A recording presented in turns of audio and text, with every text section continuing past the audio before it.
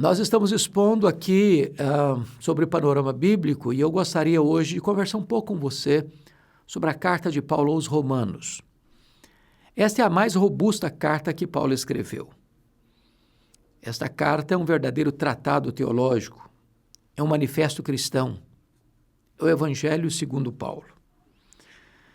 Esta carta tem influência decisiva na história da igreja, foi por meio dela que Agostinho de Hipona foi convertido, foi por meio dela que o monge agostiniano Martinho Lutero é convertido e se transforma no protagonista da reforma do século XVI, e esta carta tem sido estudada nos grandes meios acadêmicos, até mesmo seculares, para ensinar os alunos de direito, sobretudo, como argumentar com eficácia.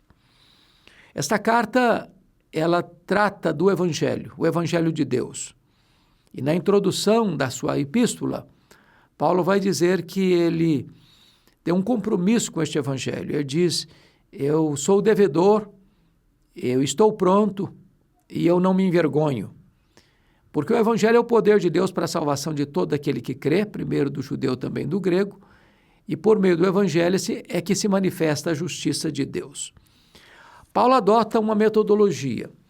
Primeiro, ele encerra todos no pecado, a partir do capítulo 1, verso 18, quando ele mostra o mundo gentílico corrompido, que desprezou o conhecimento de Deus, que anulou a verdade, que matriculou-se na escola da idolatria, que descambou para o mundo da imoralidade.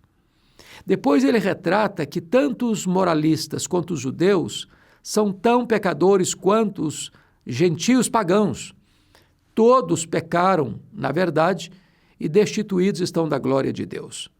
Depois que Paulo trata da pecaminosidade humana, da depravação total, então ele abre os portais da esperança e começa a revelar para nós a gloriosa doutrina da justificação pela fé, dando a base desta doutrina no capítulo 3.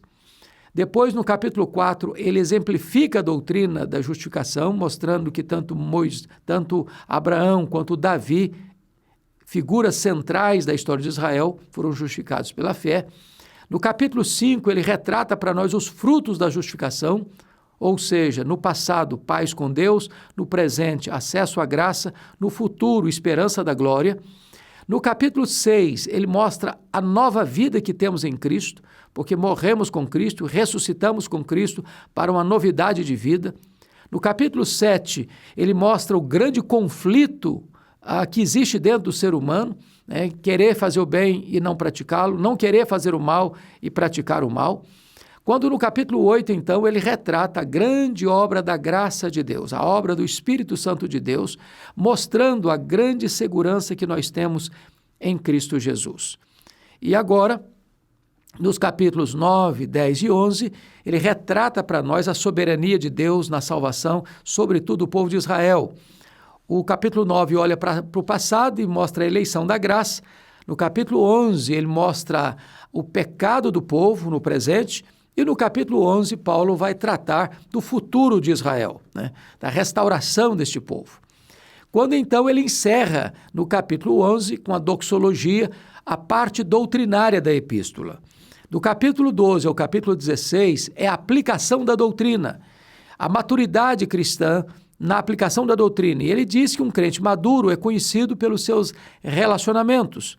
Capítulo 12, 1 e 2, relacionamento com Deus. Capítulo 12, 3 a 8, o relacionamento com o próximo. Capítulo 12, 9 a 13, é o nosso relacionamento com os nossos inimigos.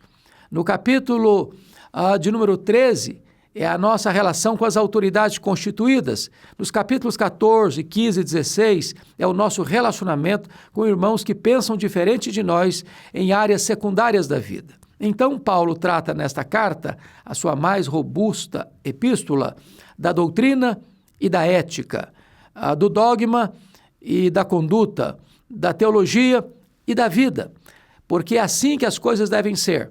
A teologia é mãe da ética e a ética é filha da doutrina.